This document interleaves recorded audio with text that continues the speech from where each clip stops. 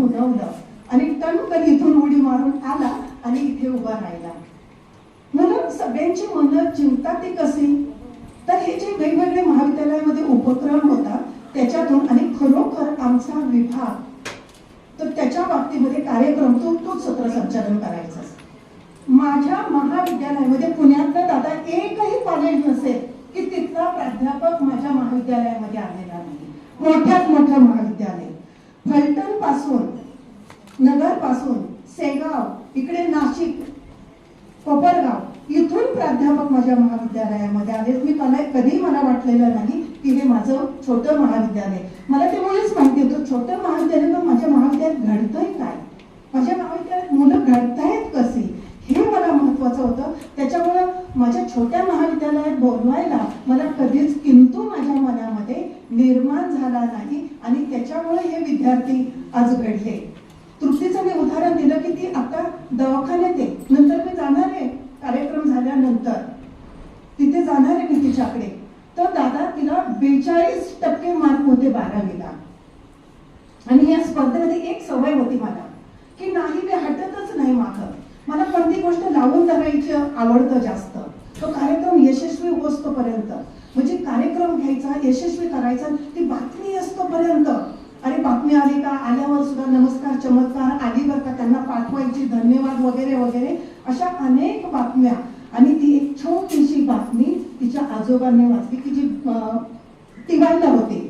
आजोबा म्हटले बास शिक्षण, बरोबर आहे ना, शिक्षण नाही, तुझं शिक्षण थांबलं इथं.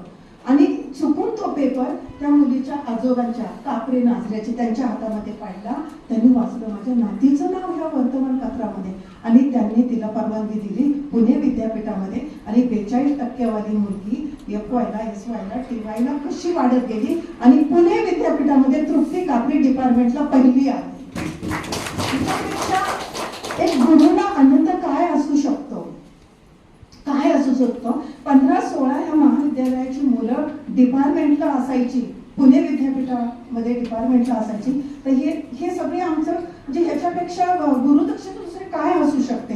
आणि जो आज जे काय मला मिळालेलं आहे ते, त्याच्यामुळे अशी असंख्य उदाहरणं आहेत, असंख्य उदाहरणं आहेत. इथे शीतल बसलेली आहे, आता मनीषा बोलली, तिला रडू येत होतं दादा, तिला रडू येत होतं, कारण काही गोष्टी आपण नाही इथं त्यांच्यावरती सांगू शकत. ती आज एकटी संसाराचा गाडा एकटी हाकत आहे, त्याच्यातून काय ते समजून घ्यावं.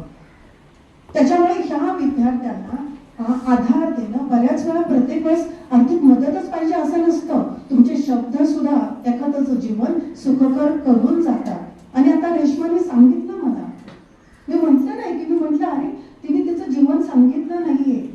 ती एका झोपडी, पत्रे, चारी बाजूनी पत्रे, आणि त्या घरामध्ये ते मोठा खांब, आणि त्याला ती पिशवी लटकवलेली, त्याच्यात तिची सर्टिफिकेट. पैसे नाही येतं, म्हटली मला शूज घ्यायला पैसे नाही, तर मला चीनला जायचंय. आणि मी मागं पुढं विचार न करता ये म्हटलं. ती नाही आली, कोणाला लावलं, मी लगेच पेपर चालला होता, सुपरविजन होतं, तिथून बाहेर आले. चेक योगायोगाने माझ्या बॅगेत होता, दिला आणि मी तो दिला. पण तिला एक सांगितलं, तू पुढे जाशील, एक अधिकारी होशील नंतर, त्यावेळेस तू गरीब मुलांची जाणीव ठेवायचीस. आणि ती आंतरराष्ट्रीय कीर्तीची खेळाडू आज केवढ्या मोठ्या पदावरती जाऊन बसली. ही कशी उचलेल रे? आणि तिने जर कुणाला मदत केली नाही तर तिचं मन तिला कधी क्षमा करणार. तिच्या मनात सारखी माझी आठवण येईल की नाही, मॅडमने काय संदेश दिलेला. संतोष सुद्धा इथं बसलेला, सर संतोष काय रे, कुठपर्यंत आलं MPhilचं काम? म्हटलं मॅडम सगळं झालंय, पण छपाई राहिली. का राहिली? काय विचारायचं काय? पप्पा बाजारात बसतात भाजी विकायला, काय विचारणार? एक पाकिट त्याच्या हातात दिलं, म्हटलं इथं नको खोलूस, घरी जा आणि खोल, इथं काय पाहायचंय तुला? किती अनेक मुलं, मॅडम लघु उद्योग असतात, गाडी येऊन थांबल्या, माल उतरायचा आहे, पण असे असंख्य असंख्य उदाहरण आहेत. हे आमचं कर्तव्य आहे. कारण अरे काय, मला अनेक वेळा प्रश्न पडतो की हे माझं काहीच नाही, आपण कुठं काय करणार आहे, घेऊन जाणार आहे, पण हा आनंद, आनंद कुठे मिळतो तुम्हाला? थोडंच बाजारात विकत मिळणार आहे. आज मला किती आनंद मिळालाय हे नाही मी शब्द सांगू शकत.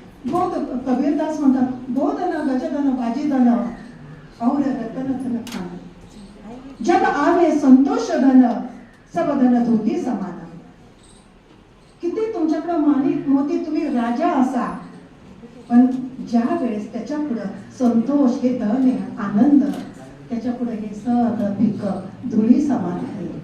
आणि मला असं वाटतं की माझ्या विद्यार्थ्यांनी जो मला आनंद दिला आहे, खरंच त्याच्या पुढं काहीही नाही, सगळं फिकं आहे. मला तुमची संपत्ती असेल, तुमचं काय असेल, सगळं सगळं फिकं आहे. अजून काय केलं मला महाविद्यालयाने मगाशी म्हटलं होतं की 2 पुरस्कार की जे जगात नसतील कुठे मिळाले, असे 2 पुरस्कार जे मला मिळाले, त्यातला एक आहे आईसाहेब. माझा अनुराग बसलेला आहे, त्याच्यात उल्लेख आहे. माझा दुर्वांपूर आहे, दत्ता आहे, हे सगळे माझे विद्यार्थी. तो पुरस्कार मला विद्यार्थ्यांनी दिला. असं कोणतं कॉलेज? शनिवार कॉलेज. मुलं मोठ्याने बोलतात आईसाहेब. आणि दुसरा जो आहे माई शब्द, मुलांनी सिनियर कॉलेजमध्ये प्राध्यापकाला माई आणि आई साहेब मला नाही वाटत. म्हणून हे 2 जे इतके मोठे सन्मान जे मला मिळाले, त्याच्या पुढं मला सगळं फिकं आहे. मला काही नाही की ते हे जे मला माझ्या विद्यार्थ्यांनी दिलेलं आहे, त्याच्यामुळं ही असली कमाई जी आहे ना, ते प्रेम आहे. ज्या वेळेस जे विद्यार्थी, मला तर नेहमी असं वाटतं, अरे सफल तो वही होता है जो अपने छात्रों के दिलों में अपनी जगह बना लेता है. मग जागा मिळवली का नाही हे काही सांगण्याचं कारणच नाही. ह्या ठिकाणी माझे गुरु हायस्कूलचे